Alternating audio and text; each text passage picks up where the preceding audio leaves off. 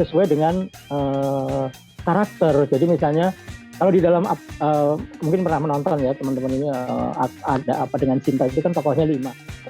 Cara berpikir yang pragmatis itu milik si ini. Orang yang lamban cara berpikirnya pasti nanti ngomongnya juga orang udah ngomong sampai sana dia baru tanya itu maksudnya apa sih gitu ya misalnya. Nah itu harus jelas, harus dijelaskan.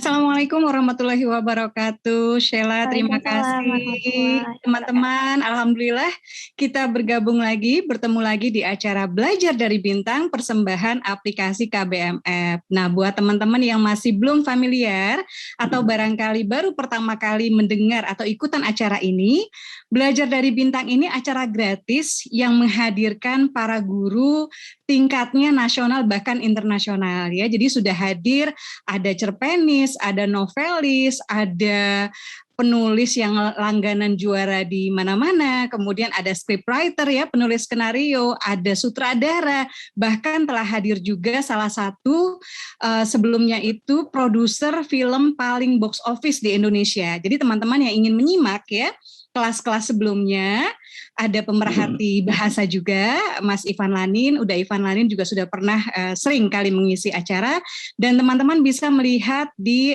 kelas-kelas yang sebelumnya di aplikasi KBMF. Jadi tinggal lihat saja KBM Academy ya Sheila ya. Dan buat teman-teman semua, aplikasi KBMF ini bisa diunduh di Google Play Store, unduhnya gratis. Jangan lupa juga follow Asma Nadia di sana ya. Dan ada 2 novel terbaru, Surga yang Tak Dirindukan 3 yang sudah selesai, dan Assalamualaikum Beijing 2. Mudah-mudahan teman-teman suka dan niatkan ketika membacanya sekaligus sedekah, karena insya Allah sebagian dari royalti atau profit sharing untuk novel Assalamualaikum Beijing 2 ini mudah-mudahan bisa menjadi proyek cinta antara penulis dan pembaca untuk saudara-saudara kita di Uyghur. Dan hari ini guru yang akan menemani kita ini luar biasa, teman-teman gak akan rugi ya, ini kelas mahal ini ya. Guru yang akan mendampingi kita adalah Mas Kurnia Effendi. Mas Kurnia Effendi ini kelahiran tanggal 20 Oktober. Halo Mas, Assalamualaikum. Waalaikumsalam Asma, ya ampun kita lama gak ketemu ya. Iya lama banget Mas ya. Jadi Mas Kurnia Effendi ini kelahiran 20 Oktober 1960 yang sudah tulisannya sudah warawiri di media massa ketika berusia 18 atau tahun 78 ya. Saya Asma masih 6 tahun tuh Mas ya. Dan telah menerbitkan 26 buku yang sudah diterbitkan berbagai genre termasuk memoir, ada esai, ada puisi, ada novel ya, dan beliau adalah selain penulis, sastrawan, kemudian pembicara dalam berbagai diskusi sastra ya, dan yang pasti mentor kepenulisan yang oke banget dan prestasinya luar biasa. Salah satunya adalah buku Anak Arloji, ini kumpulan cerpen Serambi, meraih penghargaan Sastra Badan Bahasa tahun 2013. Kemudian buku Mencari Raden Soleh, itu kumpulan puisi ya, Diva Press mendapat anugerah pustaka terbaik bidang puisi dari Perpustakaan Nasional ya.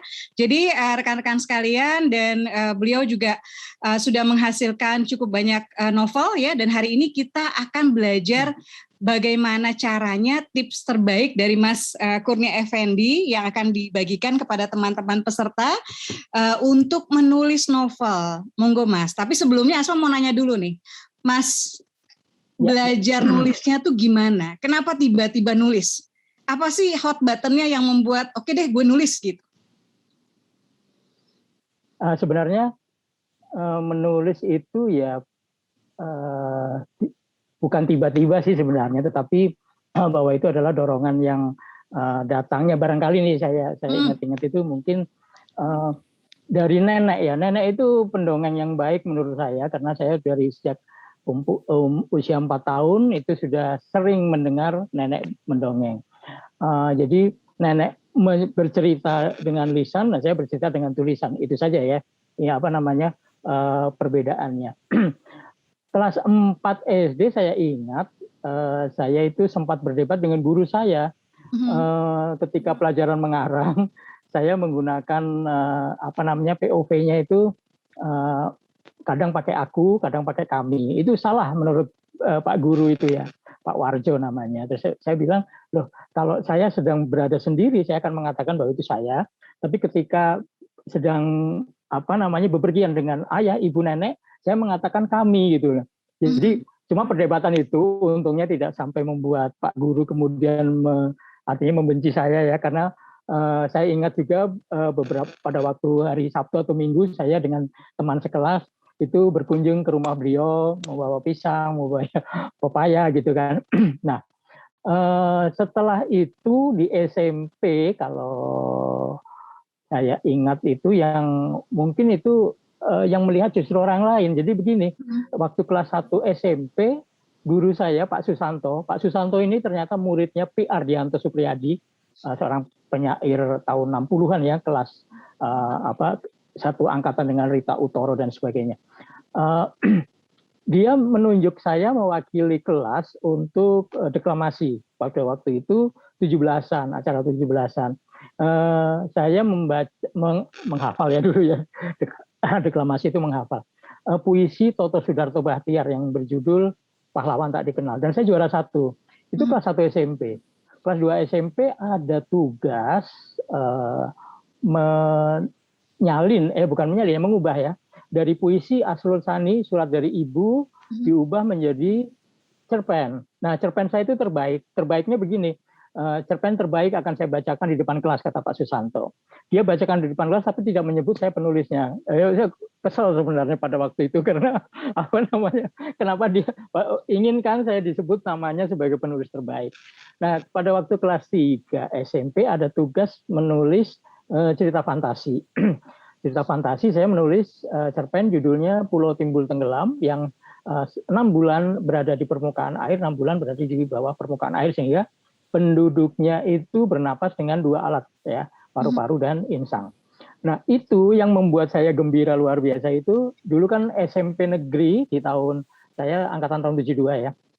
Itu boleh membuat soal, jadi otonom, diberi otoritas untuk membuat soal ujian. Nah, soal ujian untuk kelas 2 kenaikan menjadi kelas 3 itu ujian bahasa Indonesianya, bacaannya adalah cerpen saya itu. Itu saya merasa ditulis memang itu karya Kurnia Effendi. Nah, itu yang membuat saya merasa berbunga-bunga. Rasanya Mas. Itu. Sorry Kenapa? Mas, itu dirimu SMP udah dapat ide yang kayak gitu ya, imajinasinya gitu ya. Itu bacaannya apa sih? Nah, kalau ngomong bacaan, itu mungkin saya melampaui usia saya waktu itu bahan bacaannya. Begini, kelas 5 SD saya sudah membaca cerita bersambung Esa Mintarja yang judulnya Api di Bukit Menoreh. Api di Bukit Menoreh itu dimuat bersambung di Harian Kedaulatan Rakyat. Saya tinggal di Jogja waktu kecil. Terus saya diberi oleh-oleh sama ayah waktu pulang dari kantor itu sebuah buku novel anak-anak berjudul Tabah Si Anak Laut. Tabah Si Anak Laut ini karya pemenang novel Kedaulatan Rakyat, karya Adam Hamzah. Nah, sampai sekarang bukunya ada masih, tapi ya sudah kuning dan terkelupas kulitnya.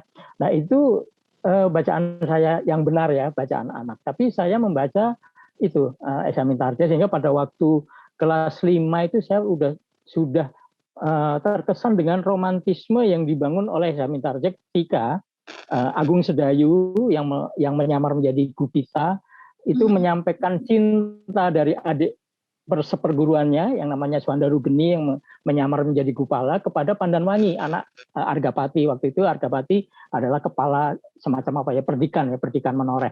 Nah, ketika dia membawa Pandanwangi ke tepi hutan, sedang dia menyampaikan itu, Pandanwangi bergetar gitu ya, perasaannya berdebar-debar karena mengira Agung Sedayu yang akan menyampaikan cintanya kepada dia. Ternyata yang disampaikan adalah perasaan adik seperguruannya. Pada saat itu Pandanwangi menangis antara sedih karena kecewa ya gitu, tapi ya mau gimana lagi karena Suandaru Geni memang orangnya pemalu gitu ya. Pada saat menyampaikan itu tiba-tiba ada serangan dari ada serangan dari seorang perempuan yang bercadar menyerang Agung Sedayu. Dihindari terus, tidak berani membalas menyerang karena ini perempuan gitu ya, pikir Agung Sedayu. Tapi dia hafal dengan jurus-jurusnya. Terus dia akhirnya membuka cadarnya itu dan tahu bahwa itu pacar Agung Sedayu, namanya Sekar Mirah, adiknya Swandaru Geni gitu. Jadi romantisme satu episode itu menarik sekali buat saya, sehingga mungkin Asma tahu ketika tahun 2004 atau 2005 datang ke Suzuki, ke kantor saya, menyatakan, Mas, aku mau ngumpulin cerpen-cerpenmu. Nah itu rasanya itu cerpen-cerpen yang romantis. Meskipun Asma waktu itu berpesan ya, tolong yang aman ya, karena ini untuk forum lingkar pen. Saya ingat itu. Soalnya lingkar pen apa amannya syaratnya. FLP ya. Jadi tidak boleh ada gandengan tangan, tidak boleh ada pelukan, tidak boleh ciuman. Oke. Tidak boleh ada adegan intim. Kalaupun pacaran harus berakhir dengan pernikahan atau iya. Tapi kan lulus semua Mas. kan. Pokoknya nggak boleh ada adegan intim ya. Ada sensornya ya. Iya, Mas, tapi berarti peran bacaan itu luar biasa ya Mas ya, buat teman-teman nih, buat teman-teman semua ya, di KBM App ya.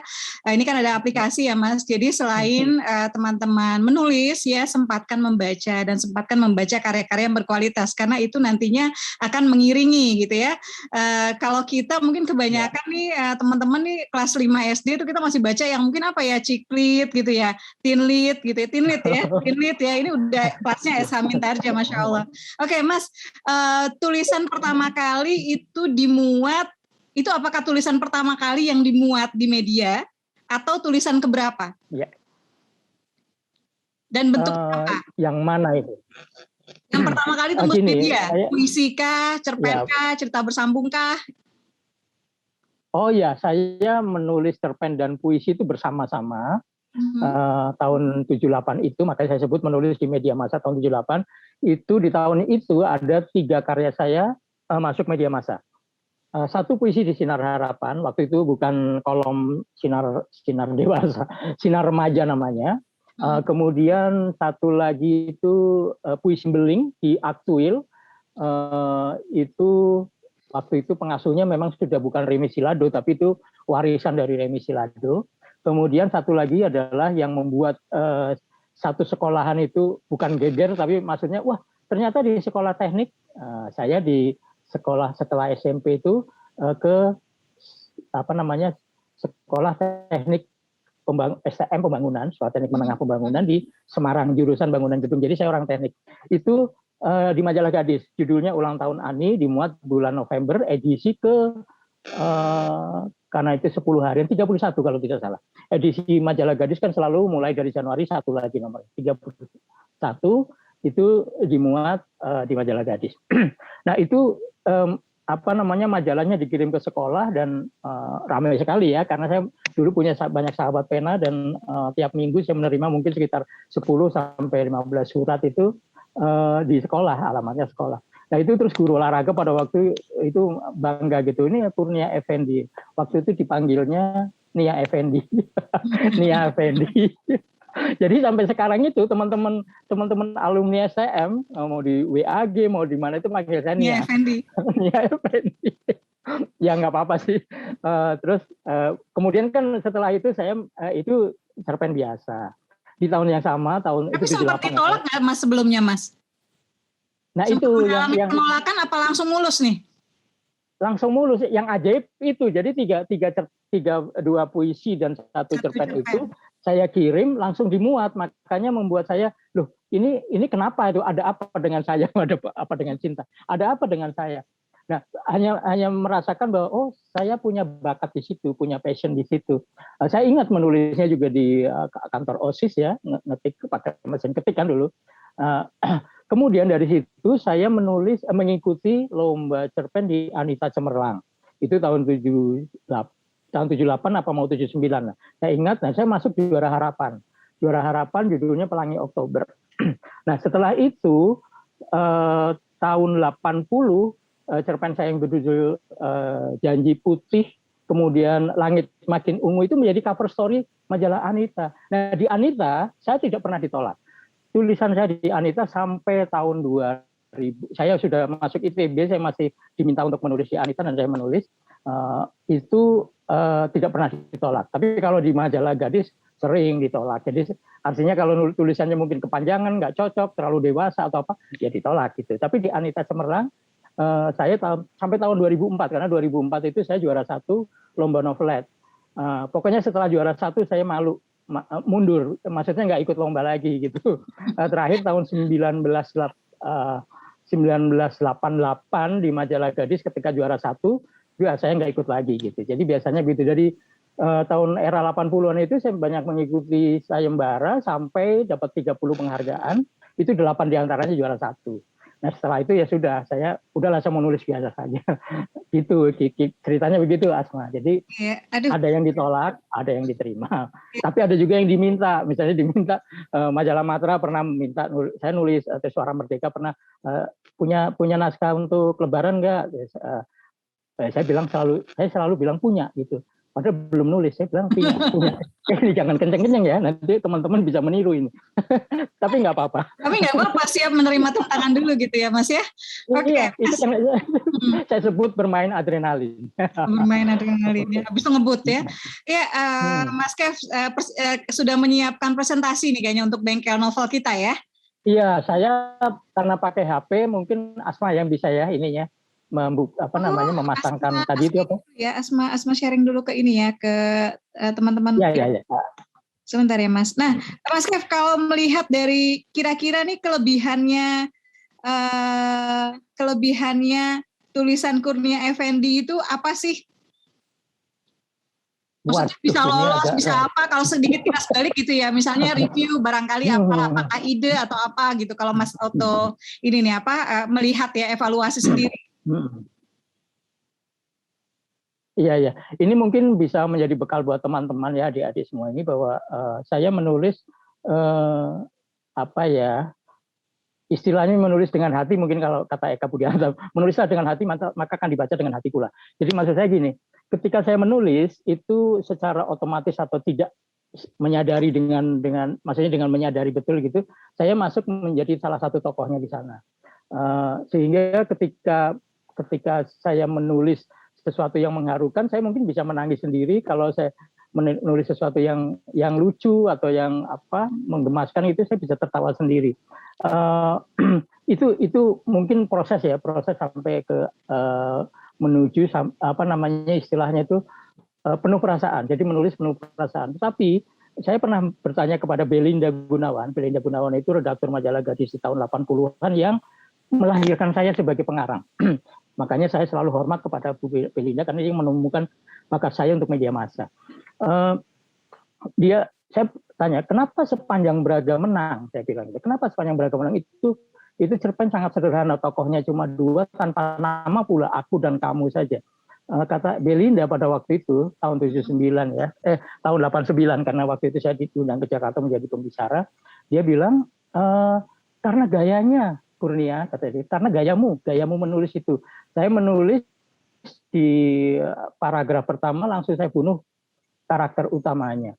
Nah dari situ baru kilas balik dengan tokoh aku dan tokoh kamu tanpa nama. Tapi semuanya itu berlangsung di Jalan Braga, Bandung tahun itu, sehingga nah mungkin juga karena ada riset, nanti sebagian akan saya singgung di dalam bahwa menulis novel juga perlu riset, karena riset ini yang membuat pembaca terlibat. Pembaca orang Bandung itu sangat merasakan bahwa di Bandung itu ada Braga Perme, ada toko Konkaren, ada toko buku Jawa, itu suasananya itu bisa dia bayangkan dengan membaca itu. Kayak gitu, Asma, saya kira. Kayaknya Asma baca deh itu Mas, tulisannya itu, yang Braga itu.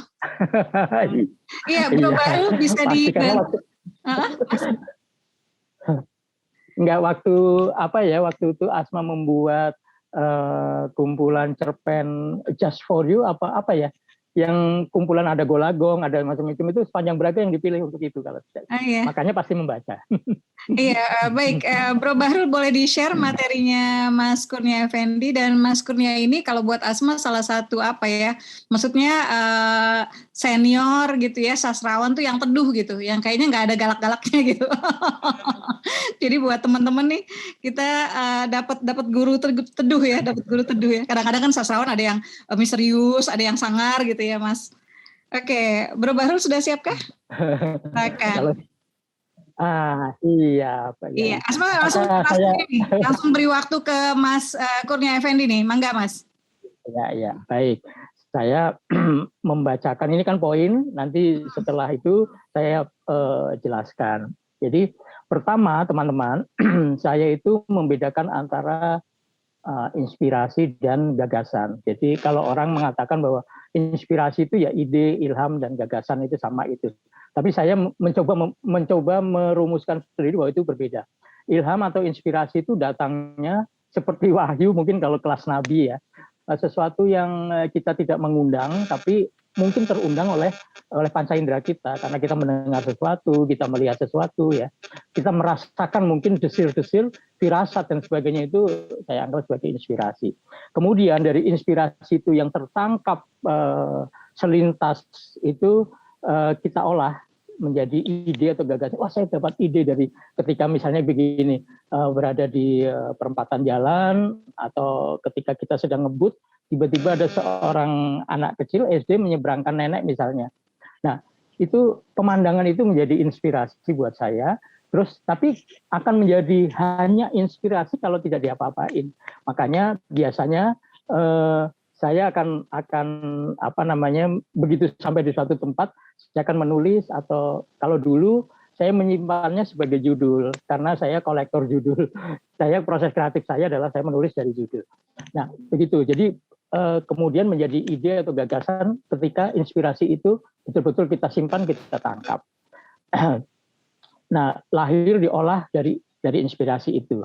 Kemudian di slide kedua itu mengenai elaborasi. Jadi sebuah ide ya akan tertinggal sebagai ide selama hidup kita kalau memang tidak diapa-apain gitu. Sedangkan misalnya seorang teknikal membayangkan misalnya, waduh ini ruangan ini gelap sementara tidak ada listrik misalnya yang bisa untuk menerangi. Bagaimana kita membuat jendela misalnya? Itu kan satu ide yang kemudian dikerjakan, kemudian ada actionnya gitu.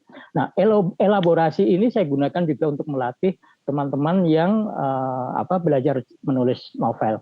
Jadi ketika mereka menyampaikan idenya, mungkin idenya ada yang pendek, ada yang panjang, tapi ketika dibaca itu bisa apa ya?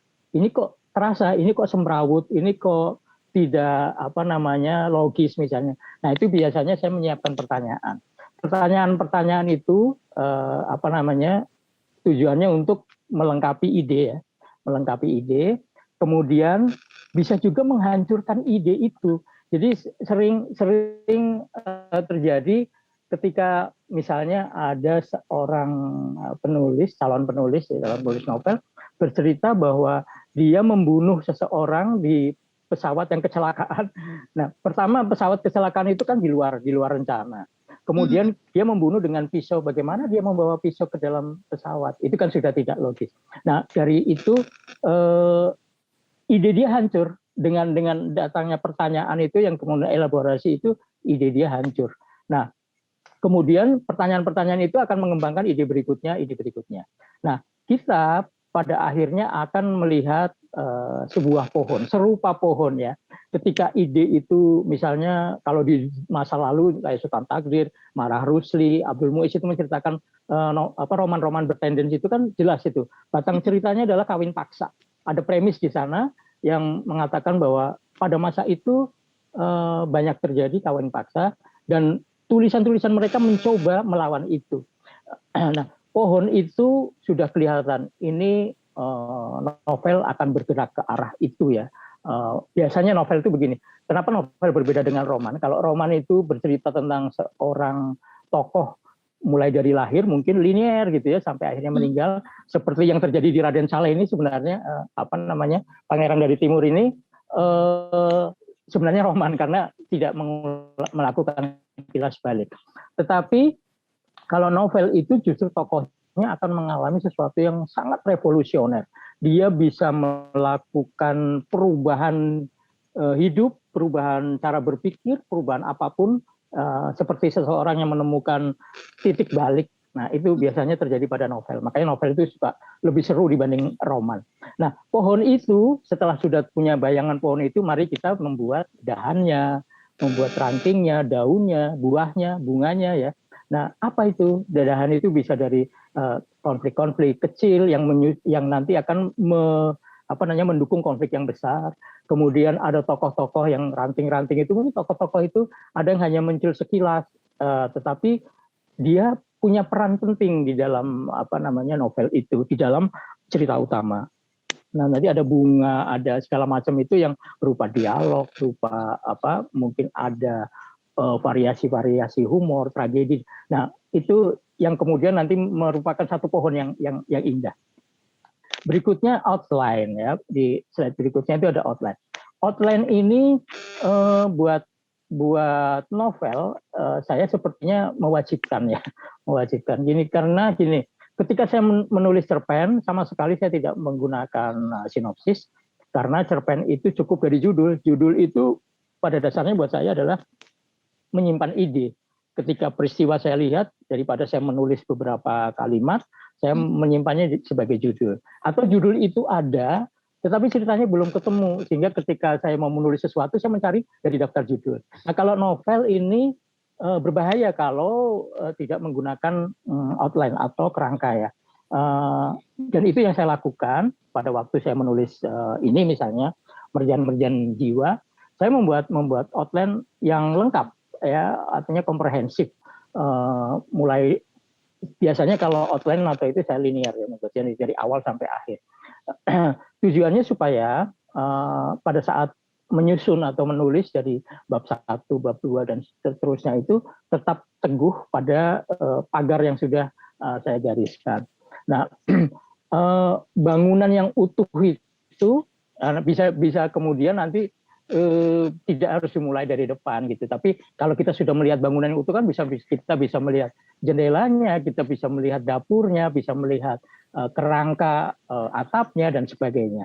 Nah, misalnya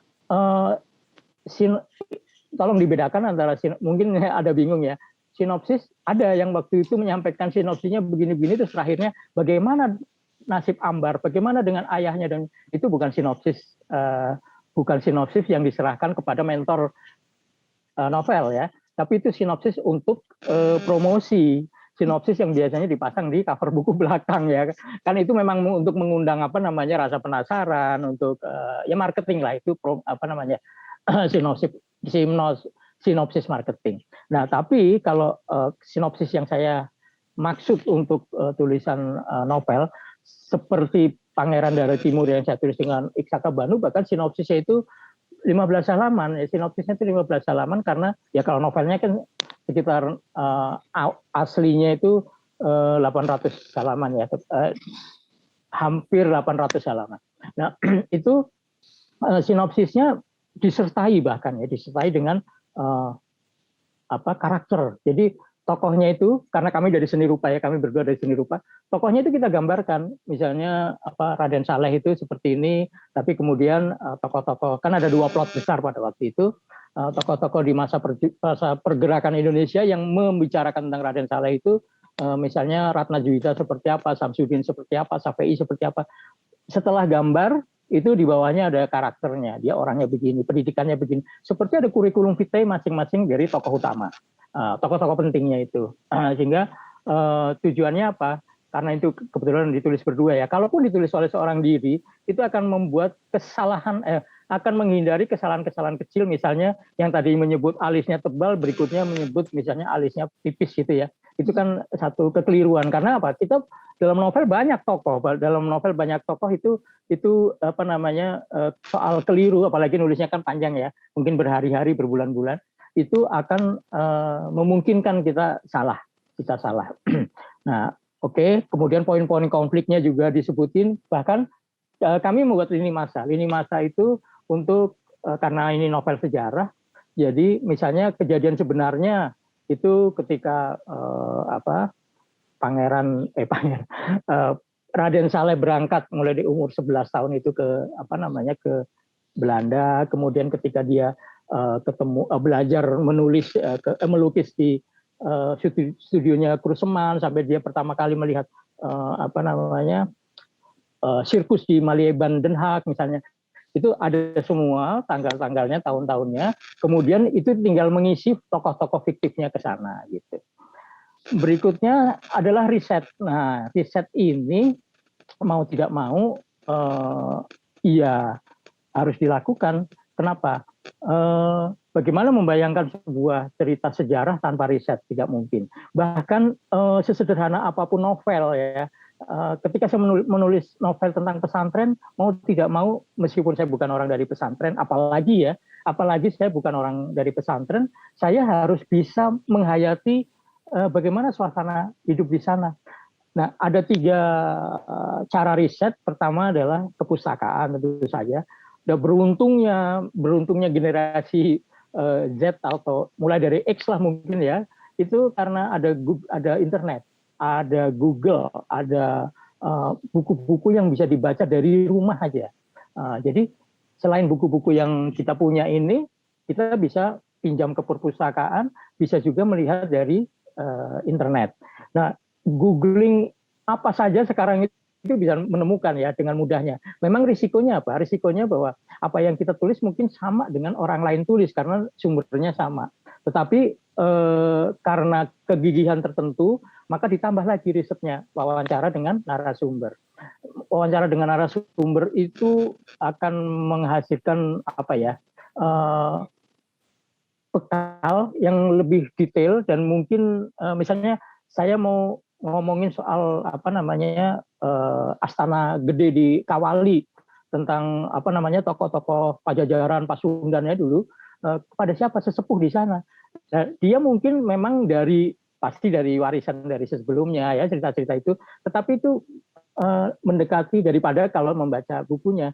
Dia akan bisa bercerita tentang orang itu seperti ini, terus mungkin dia diceritain oleh kakeknya, oleh buyutnya dan sebagainya. Itu masih ada kalau di dalam kisah Nabi kan ada sahabat Nabi, di bawahnya segala macam itu kan berurutan sampai para tabiin, estafet benar. Nah, estafet informasi itu sangat penting. Jadi narasumber, kecuali misalnya kita ketemu narasumber muda ya, narasumber itu mungkin masih ragu, aduh anak muda masa bisa cerita gitu sih, tapi ternyata kakeknya luar biasa misalnya.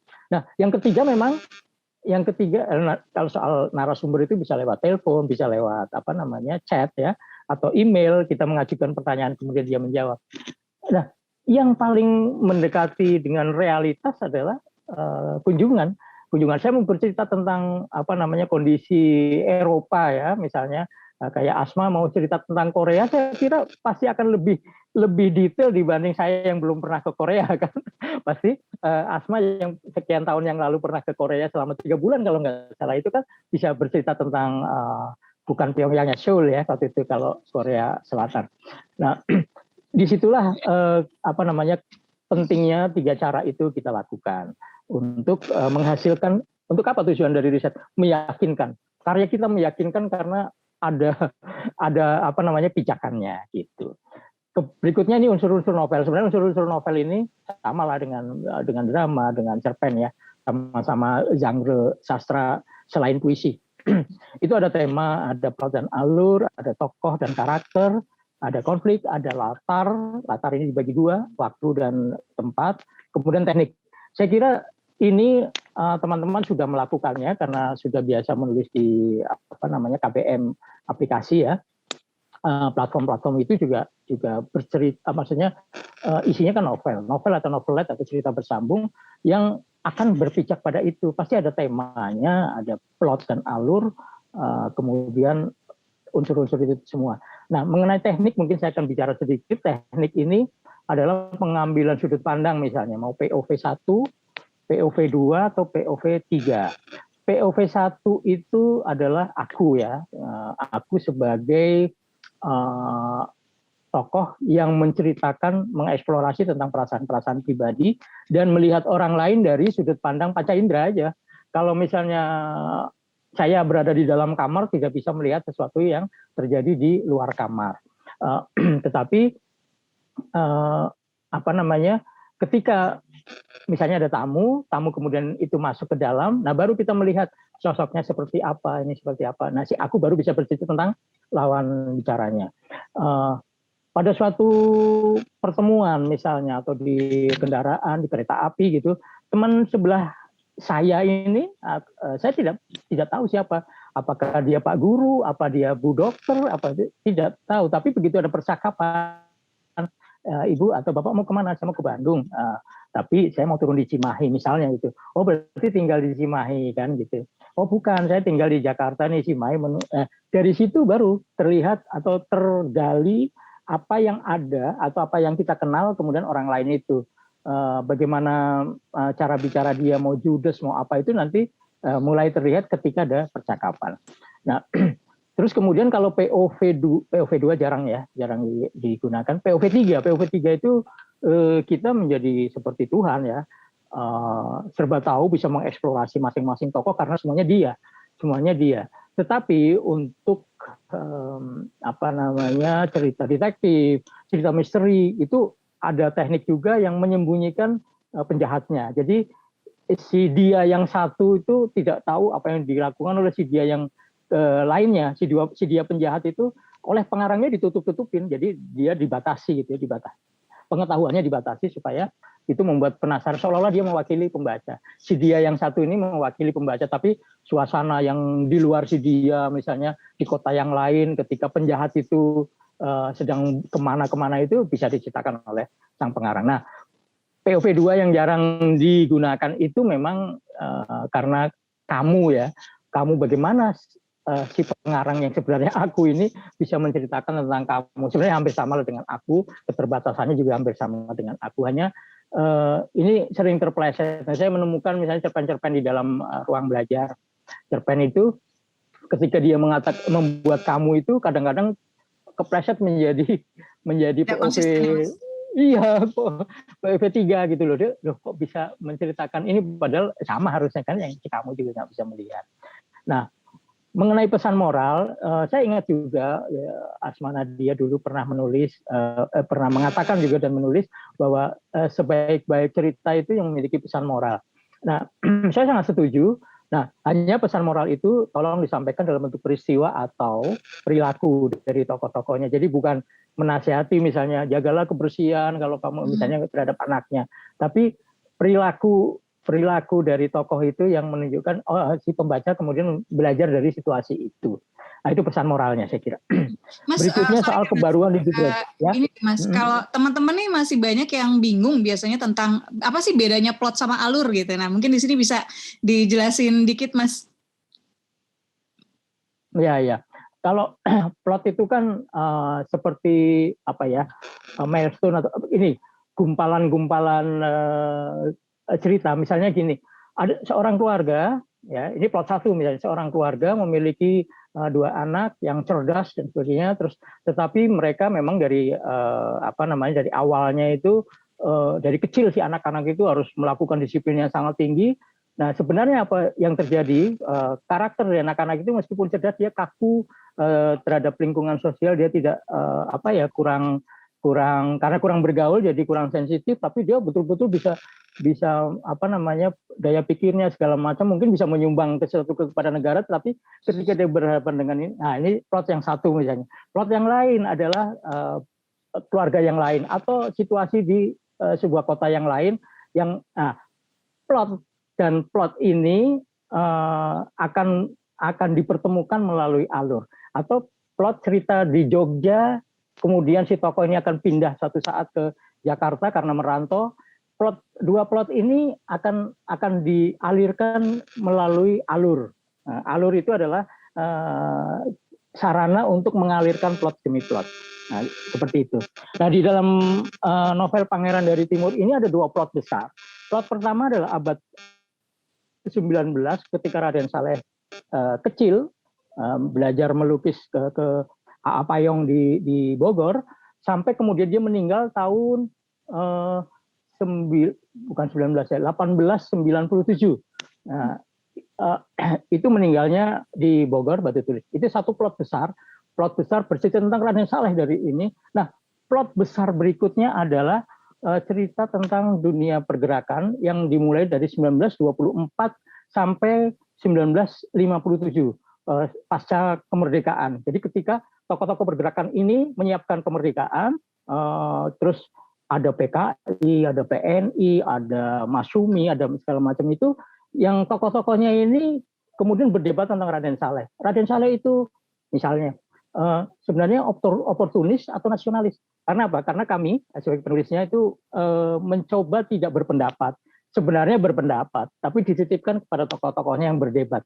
Terus kesimpulannya apa? Tidak ada kesimpulan. Jadi dalam perdebatan itu tidak mengatakan bahwa oh berarti Raden Saleh ini. Cuma masing-masing punya paham atau punya pendapat seperti itu, dan kebencian maupun kecintaan, satu cinta dengan Raden Saleh, yang satu benci dengan Raden Saleh itu dibawa terus.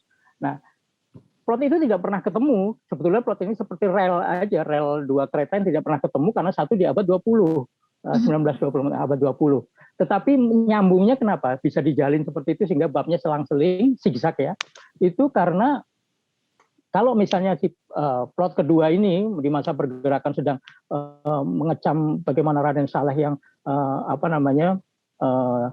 membela, misalnya dia bukan membela ya, tapi ketika dia harus pulang ke Hindia, tapi kemudian dia merengek-rengek untuk mendapatkan beasiswa lagi sehingga dia dengan alasan mau belajar bahasa di Prancis dan sebagainya itu diberdebatkan oleh apa dia orang cengeng apa kayak gini-gini gitu kan. Nah itu bisa saling bertemu. Jadi bertemunya itu oleh peristiwa-peristiwa yang saling mengikat. Jadi plot dan alur itu saya kira gambarannya seperti itu. Kalau mengatakan definisinya secara pasti itu mungkin perlu melihat KBBI ya mungkin ya. Kita bisa sama-sama melihat KBBI karena KBBI ada yang daring.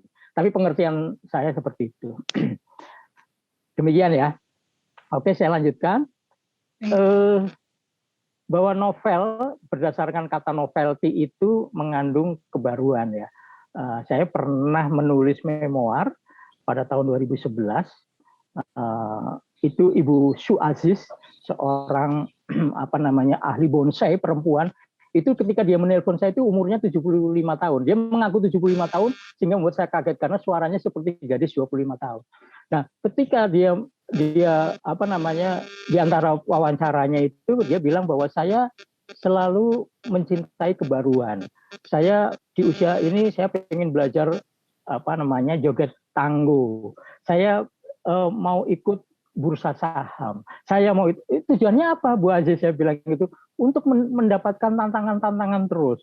Tantangan-tantangan itu adalah hal-hal yang baru buat saya, kata dia kan. Baru, oh ya menarik juga. Jadi saya sebenarnya setiap kali menemukan narasumber atau objek yang saya tulis itu saya belajar dari mungkin teman adik-adik ini juga begitu.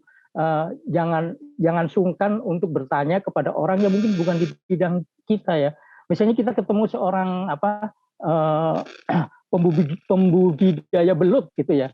Ya jangan itu di luar dari dunia menulis ya, aku bukan passion saya. Enggak, tanya aja bagaimana sih bisa nangkap belut itu kemudian dibudidayakan, kemudian terus belut itu sebenarnya untuk apa misalnya seperti itu.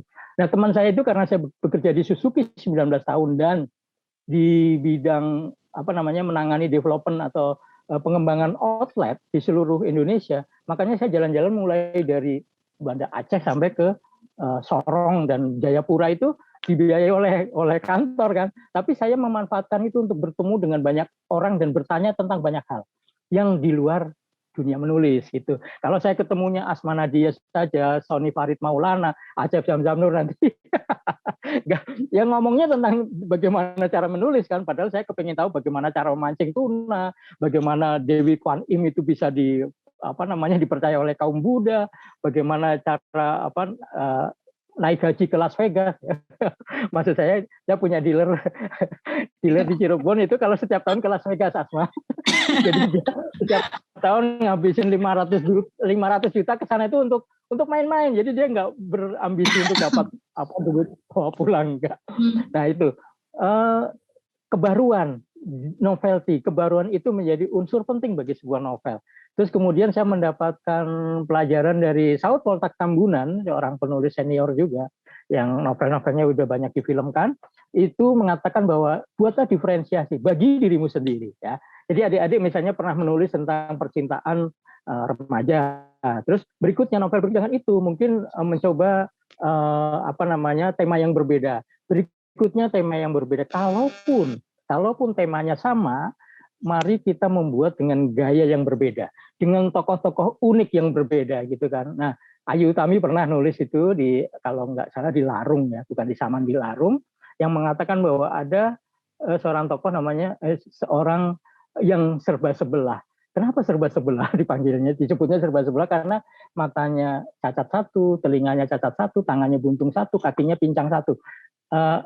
Dan sebelah, kalau nggak tahu, saya lupa kiri atau kanan, tapi sebelah itu sama gitu. Jadi makanya orang serba sebelah. Nah itu kan tokoh yang unik. Kalau kita mau mencari tokoh-tokoh unik, almarhum Budi Dharma itu di Orang-orang Bloomington ya, Orang-orang Bloomington. Bahkan novel Olenka itu tokohnya unik sekali gitu kan, tokohnya unik sekali.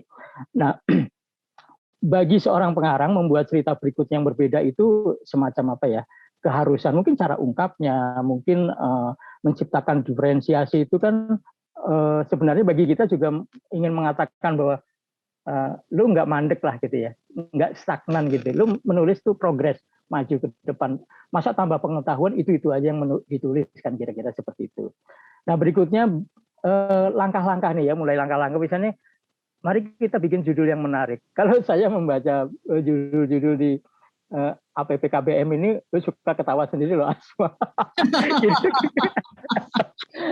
itu benar nggak isinya kayak gitu? Saya suka, waduh. Ayo teman-teman, dapat input membangun nih dari Mas Kurnia Effendi. Jadi gini, memang judul itu yang paling mudah diingat, itu yang paling oke. Ada judul panjang tapi mudah diingat, misalnya, tapi ini cerpen ya. Maukah kau menghapus bekas bibirnya di bibirku dengan bibirmu? Pasti tahu itu Hamzat Rangkuti ya di Kompas. Itu bikin heboh sampai dia bertengkar dengan istrinya ya. Padahal itu cerita surrealis, bukan surrealis tapi filosofis. Terus kemudian Eka Kurniawan kan, seperti dendam harus dibayar tunai, apalah gitu ya.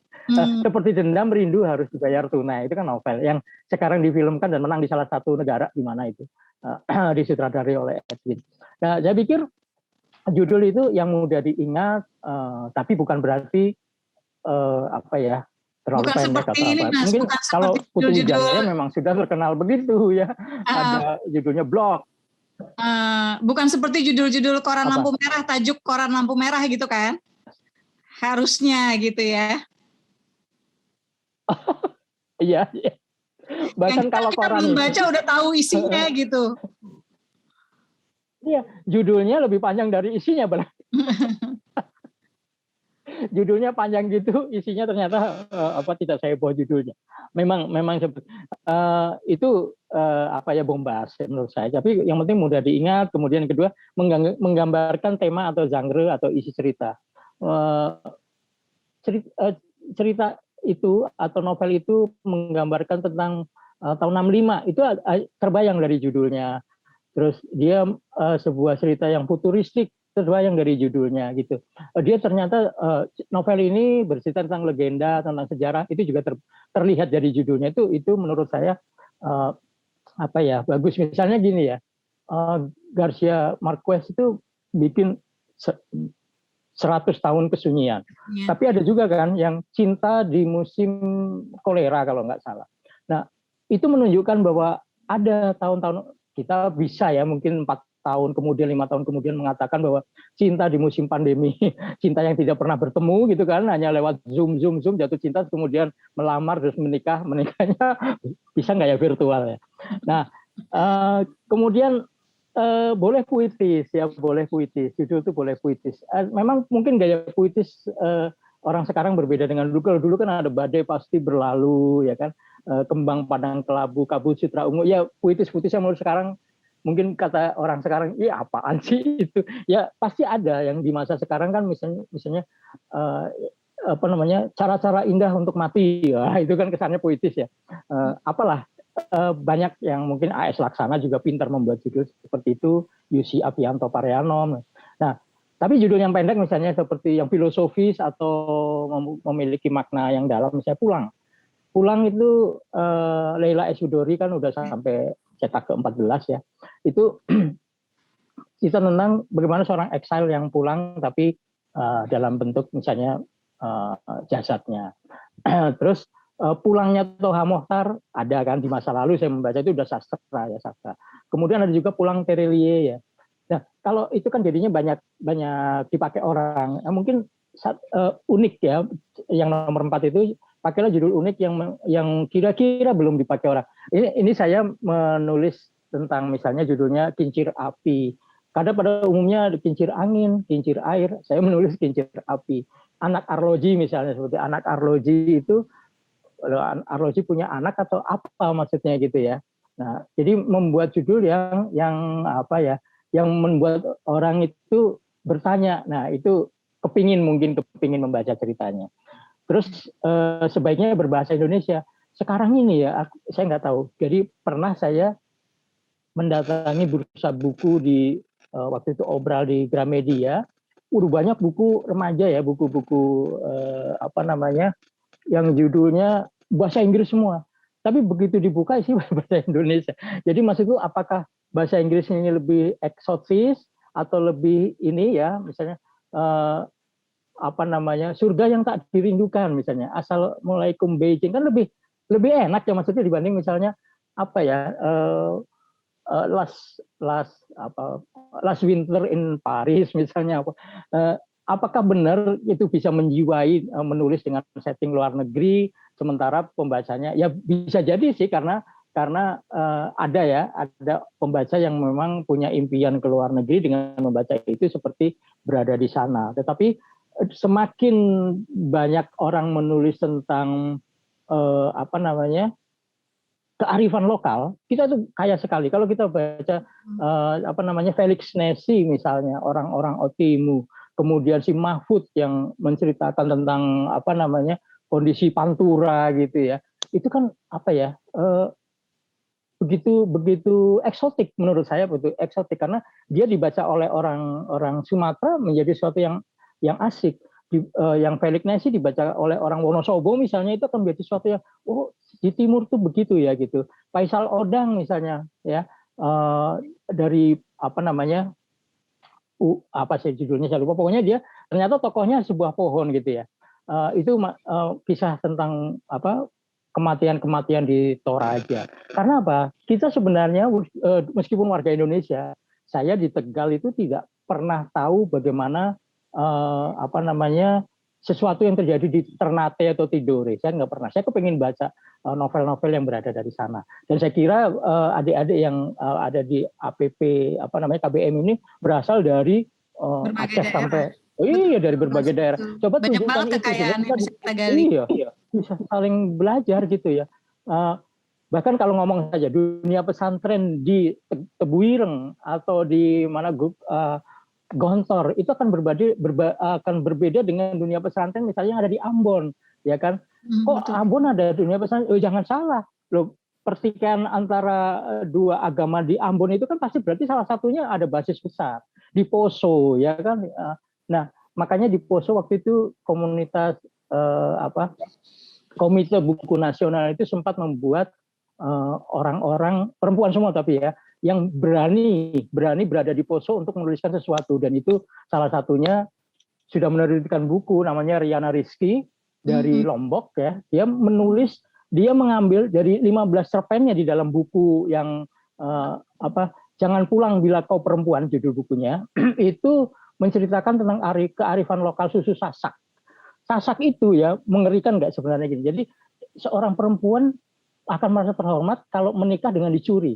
Dia diculik oleh laki-lakinya kemudian menikah gitu. Kalau misalnya jadi itu cerita pertamanya, cerpen pertamanya, dia setelah diculik beberapa hari dia pulang dan itu menjadi dibenci oleh keluarganya, dikucilkan oleh masyarakatnya. Aneh kan seperti itu kejadiannya. Padahal itu Sasak itu terkenal dengan Islami yang cukup kuat gitu. Tapi mistiknya juga cukup kuat di sana.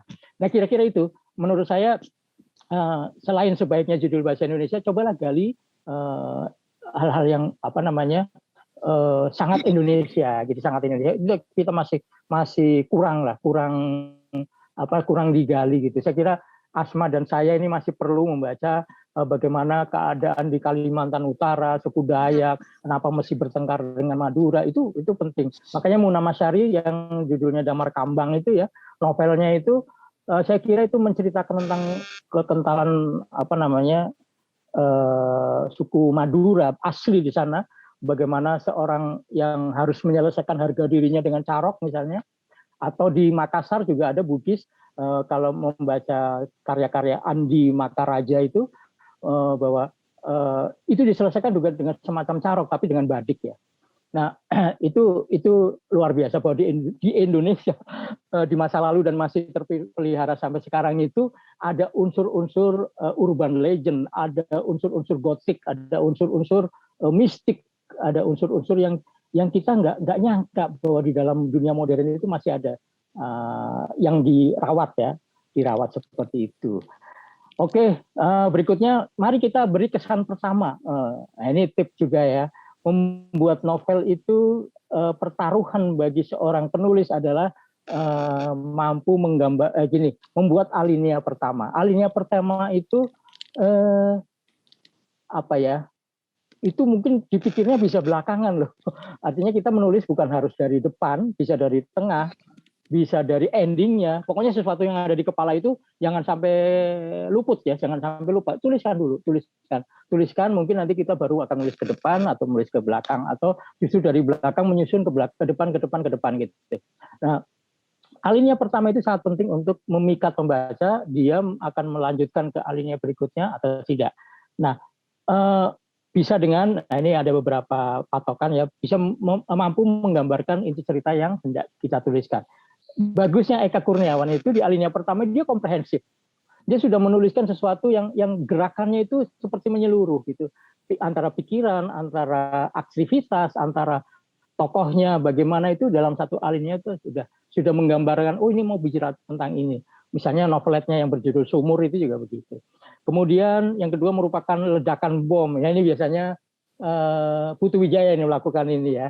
Putu Wijaya, saya pernah mengajar di Jakarta Literary Festival itu dengan kakak Asma, Helvi, itu juga gitu. Jadi kata Helvi, coba kayak Putu Wijaya. Misalnya aku terbangun pagi itu dengan sebuah granat di bawah bantal. Nah, misalnya gitu. Nah, luar biasa kan. Loh, kenapa gini? Atau Budi Dharma juga pernah menulis bahwa pagi ini pengarang Rasman meninggal tanpa sebab.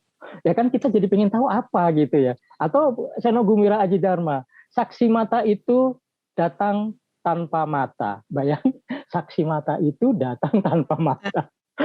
Ya itu ya seperti itu. Kemudian berikutnya mungkin menunjukkan sesuatu yang unik. Unik itu bisa misalnya Sungging Raga itu mengawali dengan sebuah senja, tapi senja yang tidak biasa. Senja di kota Edgewood atau apa itu di Inggris, yang di matahari di balik jembatan itu turun pelan-pelan, tapi senja itu selalu ada berdatangan sejumlah perempuan hanya untuk menangis di sana. Kenapa? Nah, baru dia cerita berikutnya. Kemudian menggambarkan sesuatu yang sedang hangat dibicarakan. Saat ini mungkin soal pandemi ya, misalnya hari ini kembali terdengar di toa atau masjid ya, tentang seorang yang meninggal. Mula-mula orang tidak kita kenal, berikutnya tetangga kita, dan sekali ini saudara kita misalnya. Nah, mungkin bisa terorisme, bisa politik ya. Tahun 2019 nanti ramai lagi, 2014 kemarin juga seperti itu. Cerita-cerita tentang politik selalu menghipnotis kita karena kita sedang berpihak ke sana atau ke sini, pengen baca. Kemudian tidak dilarang juga dengan dialog ya, dibuka dengan dialog. Dialog pembuka ini bisa langsung sampai ke konflik. Tahu-tahu konfliknya itu disampaikan melalui dialog, atau dari dialog itu bisa melihat karakter tokoh utama. Nah, itu kira-kira. Setelah alinea pertama, ya slide berikutnya, setelah alinea pertama, pertaruhan selanjutnya seorang novelis adalah halaman pertama. Ya. Halaman pertama sangat disarankan menyusun alinea dengan irama yang ini, supaya halaman pertama itu lolos oleh pembaca. Karena novel itu ya. Kalau cerpen cukup alinea pertama. Kalau novel itu harus halaman pertama itu harus memikat, betul-betul memikat, dilanjutkan dengan bab pertama. Karena novel kan terdiri dari bab demi bab. Nah, bab pertama sudah lulus, rasanya itu kepingin melanjutkan. Meskipun Laila Usudori pernah mengatakan bahwa, wah aku capek ini sampai di tengah-tengah novel gitu. Ada yang seperti itu. Artinya apa?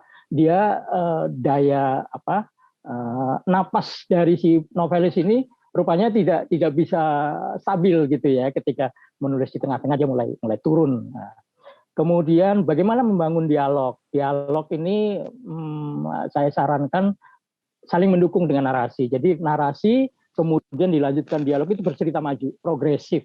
Jadi jangan diulang. Misalnya narasinya sudah mengatakan dia akan pergi ke sini ini, jangan diulang. Kamu mau pergi kemana? Misalnya pertanyaannya itu, tapi apa ya? Yang langsung maju. Gitu. Betul Mas, ini sering terjadi nih ya. Iya, jadi apa ya, kita jadi lamban. Ya. Betul. Ceritanya jadi lamban, jadi apa namanya, membosankan. Kemudian dialog juga menunjukkan karakter tokoh. Jadi daripada kita telling ya, dia seorang pemarah, dia seorang pemalu, dia seorang periang. Lebih baik showing. Jadi tunjukkan dengan kalimat dalam bicara. Oh, ternyata dia selalu mengumpat misalnya. Gitu. Itu sudah menunjukkan karakter. Berikutnya adalah ending yang harus diingat. Ending yang diingat. Ya, memang susahnya sama nih.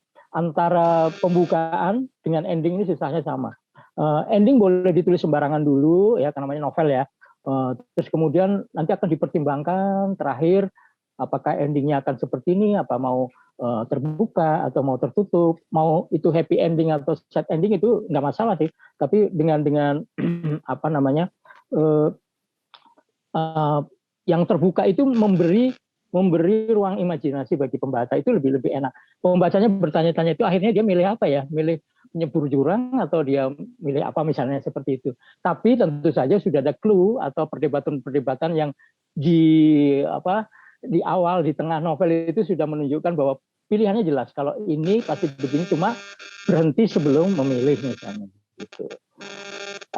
Sekarang kita bicara tentang siapa musuh kita ya. Diri sendiri pertama, ya kan. Kita kan egois ya. Saya sering bertengkar dengan editor, bertengkar dalam tanda petik. Terus ini Kev, ngapain kamu mempertahankan ini? Itu bagus menurutku, aku bilang. Itu kalimat itu saya memikirnya berhari-hari sampai bagus seperti itu. Kata editor, enggak ada gunanya ini, hapus ini 2 alinea ini. Aduh, gimana ya? Aku mau taruh di cerpen yang mana atau novel yang mana gitu. Aduh, memang nggak bisa. Iya, ngapain nih buang-buang halaman? Ya udah. Jadi gitu, musuhnya adalah diri sendiri. Kemudian yang kedua redaktur, juri atau kurator. Ini 3 dewa nih. 3 dewa yang kita harus hati-hati. Ketika kita ngirim novel ke penerbit, atau kita mengirim cerpen ke redaksi, atau kita mengirimkan manuskrip naskah ke kurator ya, ke festival gitu, itu deg-degan itu. Ini apa ya menurut mereka ya? Itu bisa menjadi tantangan itu. Bagaimana kita bisa mengambil hati mereka.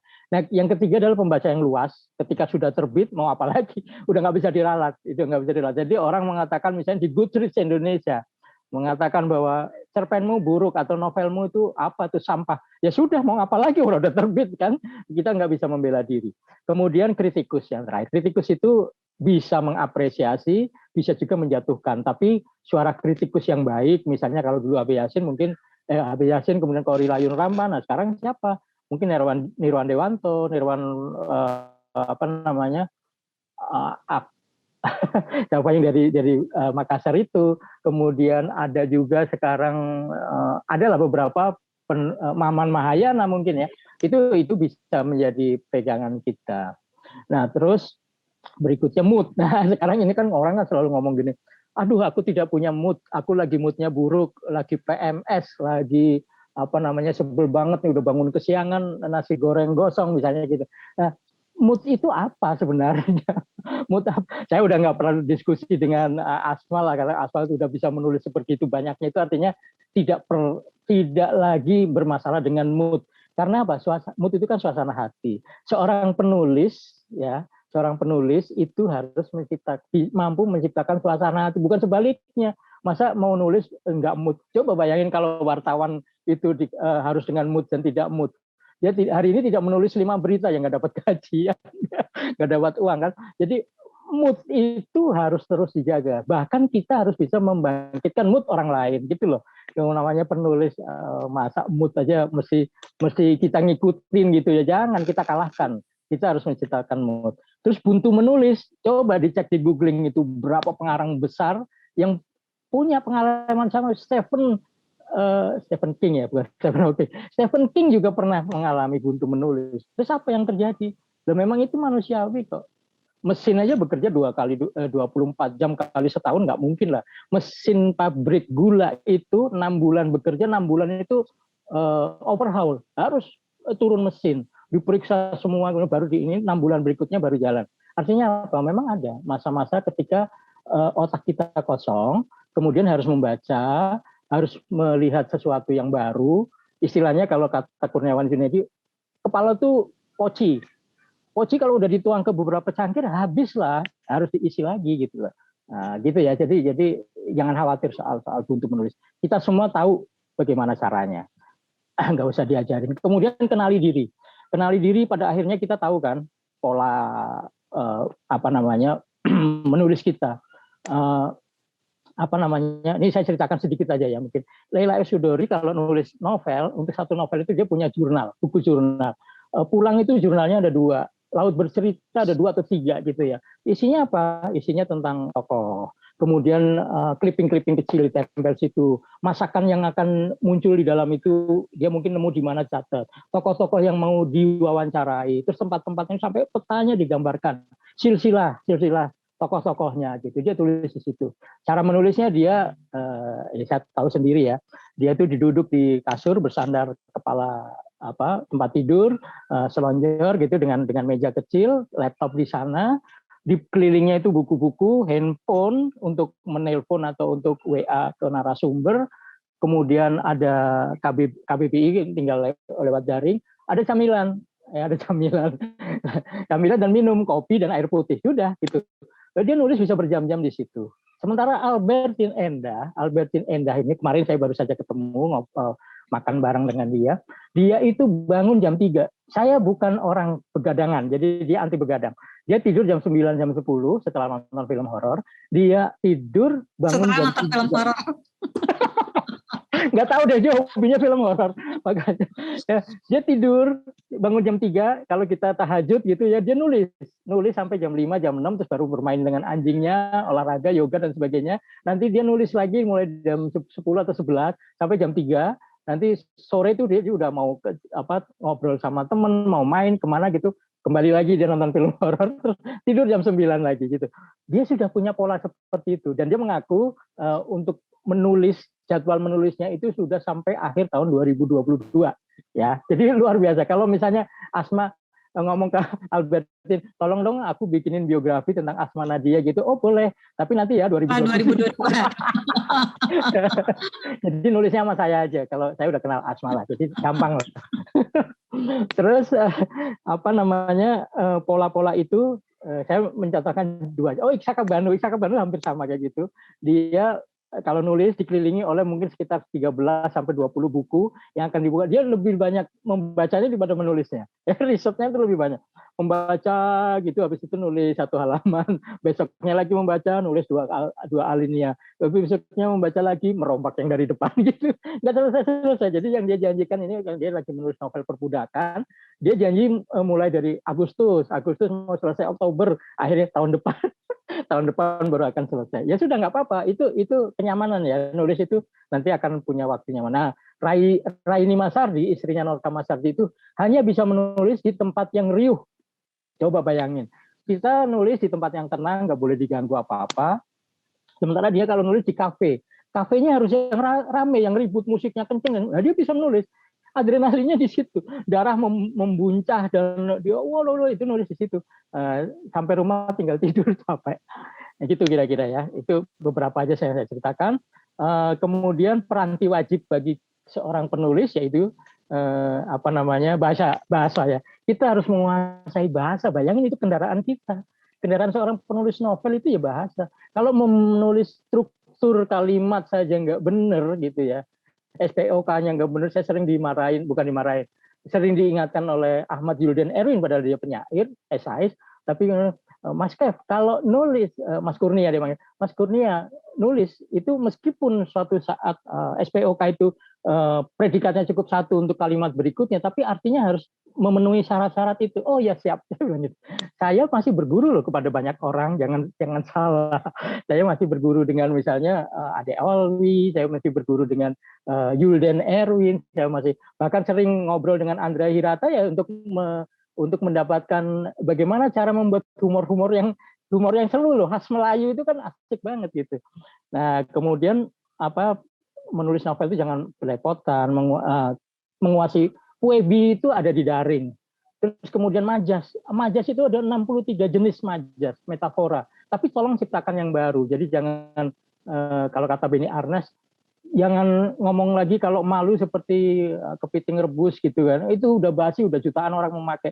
Gunakan yang lain gitu. Misalnya jauh panggang dari api itu kan bisa lagi misalnya jauh rindu dari kekasih. Ya maksudku banyak lah kata Indonesia itu, kosakata itu meskipun mungkin baru sejumlah berapa ya 5.000 atau 10.000, tetapi itu apakah kenal dengan katumbiri? Katumbiri itu artinya pelangi ya, biang lala. Terus kemudian lingir, bunga itu gembira. Ambil serapan, jangan ragu. Serapan dari Batak, serapan dari Sunda, serapan dari Manado itu menarik kalau untuk dijadikan percakapan mungkin ya, percakapan atau narasi novel. Nah tujuan penulis menyampaikan pesan itu harus sampai. Jadi artinya apa? Komunikatif. Cerpen itu harus komunikatif. Kemudian bagaimana seharusnya novel ini baik? Ya. Baik itu adalah logis, argumentatif. Logis itu gini. Kenapa bahkan ya cerita fantasi? Kenapa Harry Potter? Selalu saya ambil contoh ini. Kenapa Harry Potter bisa terbang? Karena ada sekolahnya. Karena ada alatnya untuk terbang. Ya, segampang itu ya. Terus kemudian argumentatif. Sebab akibat. Semua yang dituliskan oleh novelis itu harus bisa dipertanggungjawabkan. Ada satu novel yang dulu pernah masuk 5 Khatulistiwa Literary Award. Itu seingat saya karya ada teman dari Tempo ya. Itu nggak diceritakan masa kecilnya kenapa gitu, pas masa kecilnya ada tapi tidak diceritakan tentang penyakit itu. Tahu-tahu di masa dewasa dia ini diketahui bahwa dia dari kecil mengalami ada kelainan jantung. Itu kan luput ya, namanya plot hole, rumpang. Jadi ada sesuatu yang bolong. Terus kemudian komunikatif ya, seabsurd cerita kita, surrealis yang kita ceritakan itu tetap harus bisa enak dibaca, masuk di Danarto, aku puyeng nih benar, tapi aku suka baca Danarto, karena diambil dari alirannya, lucunya. Bayangin seorang Bedoyo membelot misalnya, seorang menari yang kemudian lama-lama terbang itu. Kemudian unik itu bisa menyajikan kebaruan ya. Memang sulit ya, karena tidak ada yang baru di bawah matahari. Kemudian meninggalkan kesan yang kuat dan mendalam.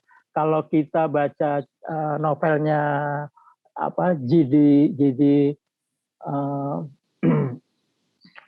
itu yang pokoknya novel amarah itu, Salinger ya, J.D. Salinger itu aku berkesan sampai sekarang. Bahkan novel LNK itu saya baca sampai 4 kali karena nggak bosen gitu. Nah itu meninggalkan kesan mendalam. Kemudian Bajik, yang terakhir Bajik adalah memberikan pencerahan.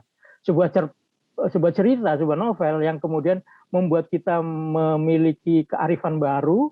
Nah itu memberikan pencerahan. Itu asik sekali. Saya kira itu ya, Asma, selamat menulis novel. Nah, saya kepingin ada interaksi, tanya jawab yang mungkin sesuai dengan kebutuhan adik-adik. Ya, terima kasih Mas Kurnia Effendi. Aduh ini luar biasa ya. Saya dari tadi sengaja Mas nggak ngelihat jam Mas. Jadi buat saya biarkan ilmunya mengalir terus. Oh nggak apa-apa. Kami yang seneng nih. Makanya masih boleh nih Mas ya, kita tanya jawab ya, masih bisa ya.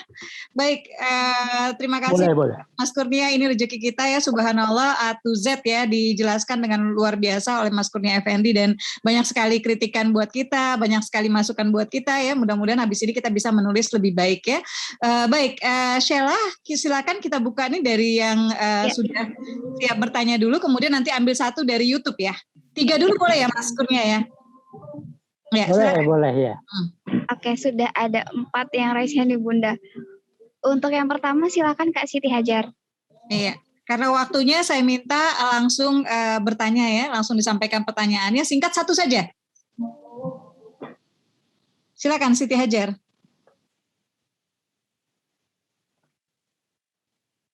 Ini Suaranya Siti belum Sarah ini. terdengar. Masih senyap kayaknya nih. Kak.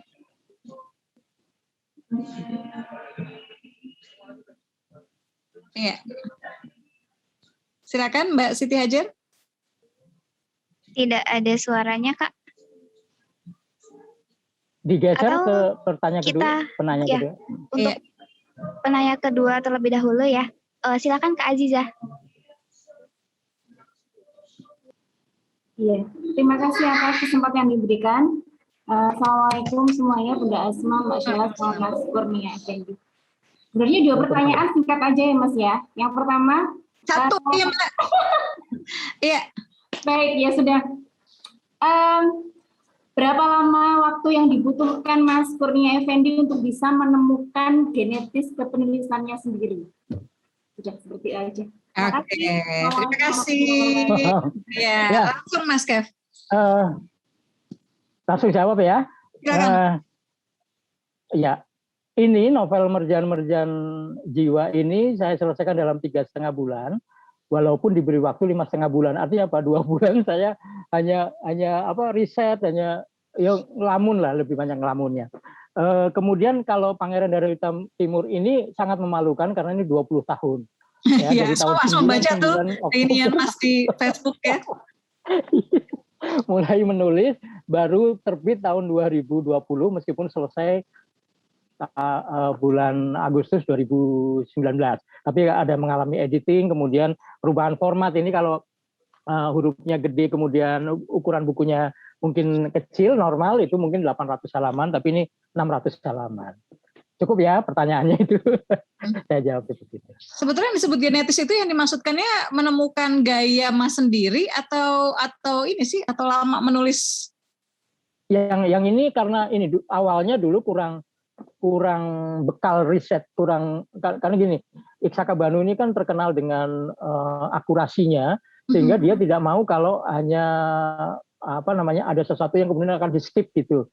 Dia ingin tahu persis apa. Jadi kalau melihat salah satu sumber buku mengatakan ini, dia akan ngecek dengan sumber buku yang lain, dan paling tidak ada 2 atau 3 dan yang menemukan kemudian kesinambungan. Oh iya benar, ini seperti ini. Tapi kalau misalnya meragukan, itu akan dicari lagi. Sampai kami punya narasumber namanya Werner Krauss itu sama Peter Carey ya, yang kemudian kami ajak bicara, dan dia memberikan dengan dermawan itu memberikan banyak informasi dan input. Iya.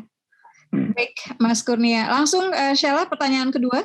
Ya, untuk pertanyaan selanjutnya dari Kak Yozar Firdaus. Silakan Kak. Terima kasih atas kesempatan yang diberikan. Salam kenal, saya Yozar. Saya ingin nanya ke Mas Eka ya. Itu terkait dengan, saya tertarik untuk bikin cerita-cerita tentang superhero gitu. Kira-kira bagaimana, mungkin ada referensinya, novel karya siapa yang bukan silat ya, tapi lebih kayak superhero modern, tapi nggak bosenin dan bisa menarik gitu. Terima kasih. Seru ini. Ya, nggak apa-apa sebenarnya. Saya belum menemukan yang mungkin banyak yang sudah terbit tapi saya belum membaca superhero. Tapi bagaimanapun saya pernah jadi 1 tahun yang lalu melatih ada cerita fantasi yang kemudian sangat terpengaruh misalnya dengan J.K. Rowling. Terus dia terpengaruh juga dengan The Lord of the Rings, terpengaruh dengan Narnia. Saya sampai mengatakan ini, jangan kita boleh membaca Superman, membaca Batman, ya gini. Kalau Superman, saya sudah membedakan ya antara misalnya Batman dengan superhero yang ilmunya itu ya kemudian seolah-olah dibuat-buat ya, seperti Iron Man terus segala macam itu yang luar biasa ya, udah teknologi tinggi gitu. sampai kadang-kadang saya berpikir itu peralatannya itu membuatnya bagaimana, terus itu di masa kapan ya. Tapi kalau Batman beda ya. Batman itu kan betul-betul manusia yang dilatih dengan olahraga, dengan alat-alat yang dibuat gitu ya. Sehingga ada versi lain misalnya Spider-Man yang semula secara naluriah atau secara itu bisa keluar sendiri alamiah ya, itunya jeratnya. Ada yang memang pakai alat. Nah, itu yang mungkin yang pakai alat itu akan lebih terasa membumi gitu. Nah, boleh bacaannya itu ngambil dari itu semua, tapi bagaimana kita bisa menciptakan superhero yang misalnya karya Hasmi ya, Gundala Putra Petir gitu. Kemudian soal yang ngambil juga dari lokal sehingga kita bisa mengenal lebih bukan mengenalin, tapi akan sesuai dengan asal muasal kita. Kita mau menciptakan kota Anuland misalnya di suatu tempat yang kita tidak tahu, kita ciptakan sendiri, atau justru ada juga kan yang mengambil pewayangan, misalnya Gatot Kaca itu juga sebenarnya superhero sebenarnya. Nah, itu saya kira saya tidak bisa memberikan petunjuk tertentu yang mengatakan bacalah ini gitu, tapi dengan membaca itu justru ini kan novel ya, ngomong kebaruan, ngomong diferensiasi tadi, kita mencoba berbeda dari itu. Bagaimana kita misalnya di Indonesia ini banyak aneka flora yang bisa misalnya dari unsur batik aja ada yang bisa mengubah warna, mungkin ada yang membuat orang menjadi perkasa, ya ngarang aja kan bisa kan, di suatu ini ada cendawan khusus yang bisa membuat kita perkasa dan malah menghilang misalnya ini contoh saja. Jadi ciptakan sesuatu yang berbeda tapi justru dari ranah kita, itu akan lebih menarik menurut saya. Itu tantangan ya Mas ya. Baik. Iya. Siti Hajar, kalau belum mungkin saya bacakan pertanyaan yang ditulis di chat ya. Oh, boleh. Ya, gitu ya Mas ya. Oke, Assalamualaikum Kang Effendi dan Bunda Asma. Saya Siti Hajar, baru belajar menulis, dia dari Aceh.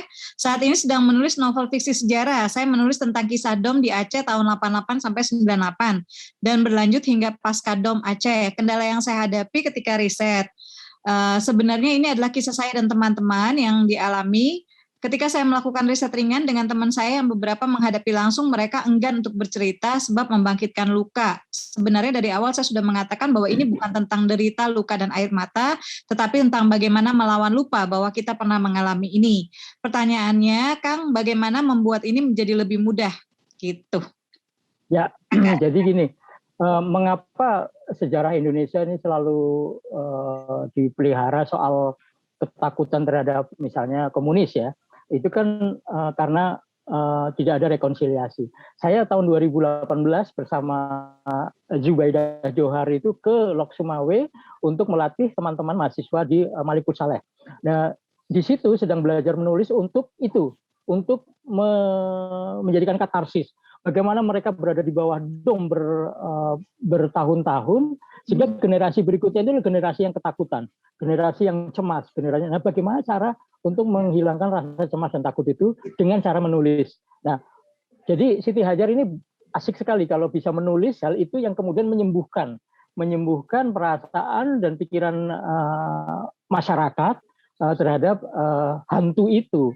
Nah, saya boleh mungkin perlu dicatat, ada teman saya namanya Ayi Jufridar. Ayi Jufridar tinggal di Lok Sumawe. Gampang nanti kalau misalnya ingin ini saya akan berikan kepada Asma nomor kontaknya. Ayi Jufridar pernah menulis novel judulnya Kabut Perang, dan dia pernah mewawancari seorang GAM. Dia masuk ke dalam hutan tempat GAM itu berlindung.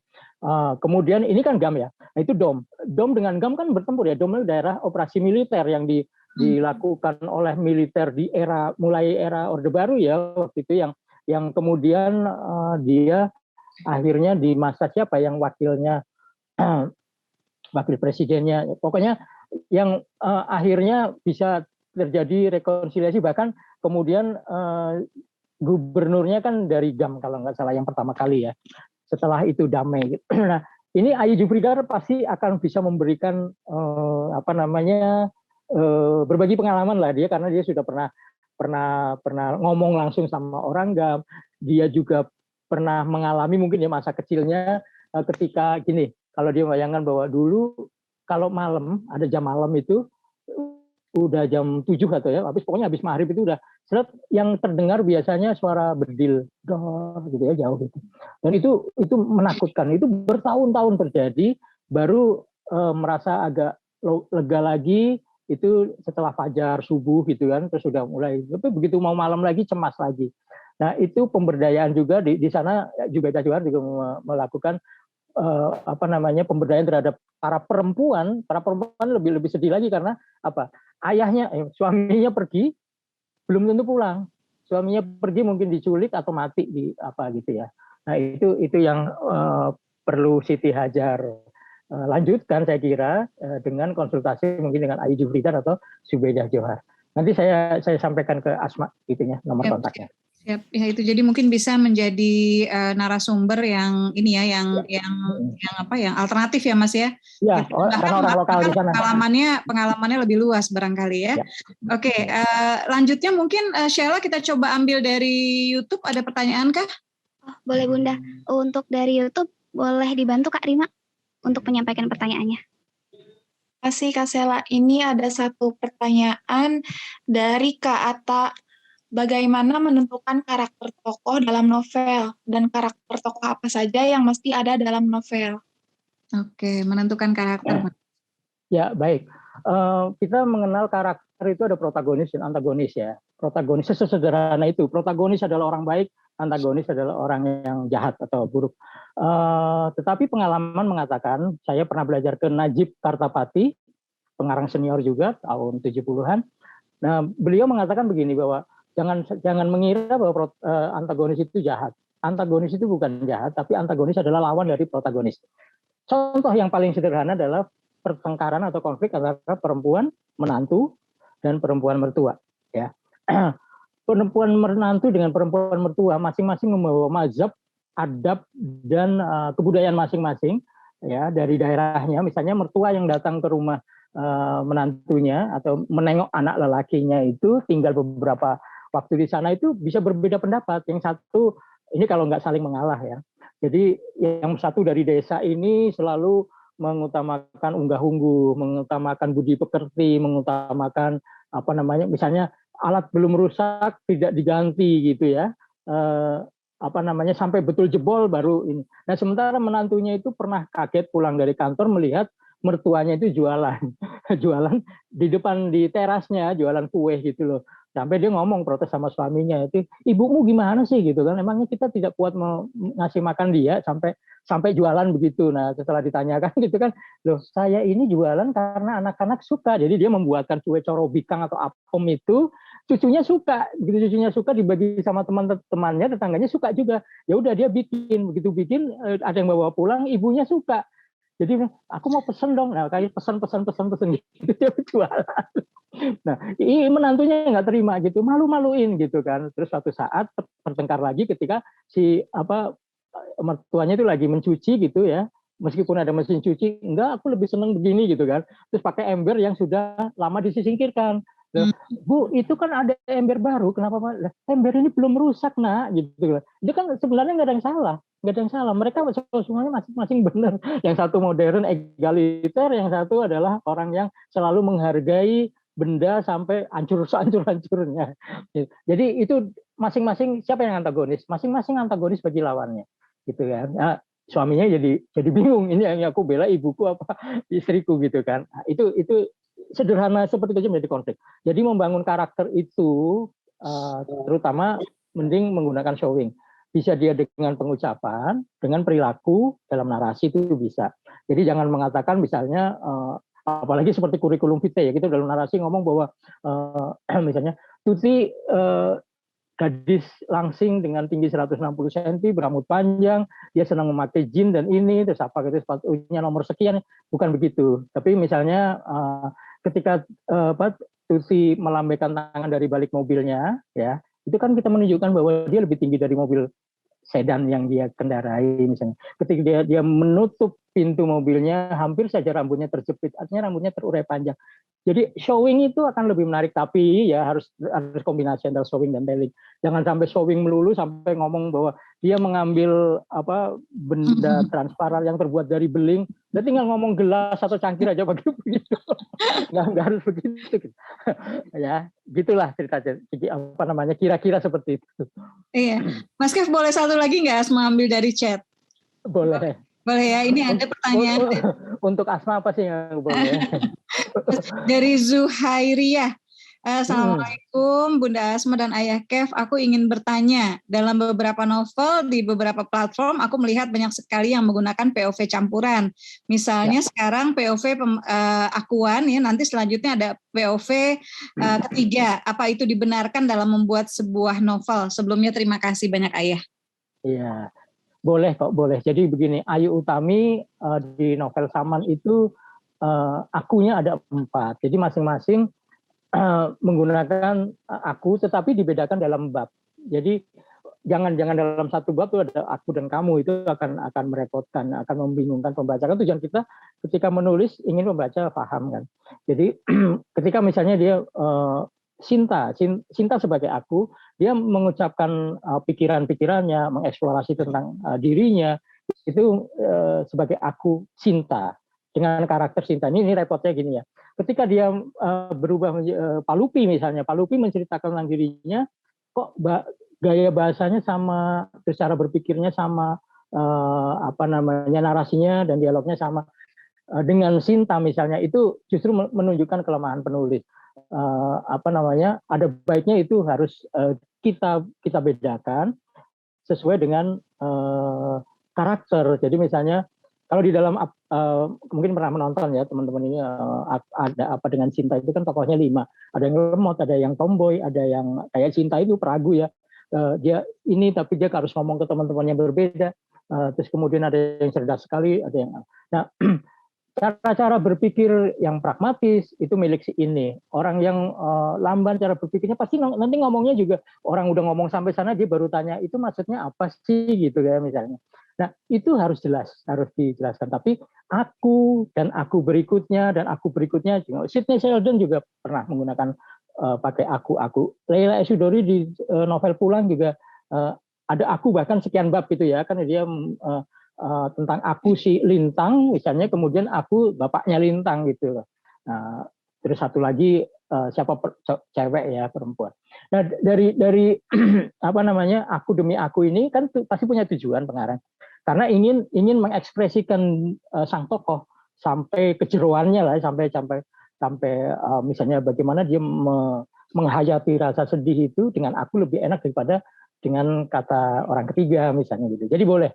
Jadi nggak masalah. Tapi dengan catatan itu jangan dalam satu narasi kemudian atau dalam kalau di dalam cerpen pakai bintang ya. Ada bintang 3, kemudian berikutnya ada akunya berbeda boleh. Iya, Mbak Zuhairiyah, Asma mencoba melakukan itu di novel Surga Yang Tak Dirindukan. Jadi Asma bikin ini Mas, jadi tokoh Meros dengan akuan, tapi Arininya dengan diaan. Waktu tahun 2001 pertanyaan saya ke Mas Budi Dharma adalah, saya tanya, Mas ini begitu orang pertamanya ketemu sama orang ketiga, saya baiknya pakai yang mana ya POV-nya? Jadi lo nggak apa-apa kan, dianya masih tetap dia kan. Iya. Dari sudut aku.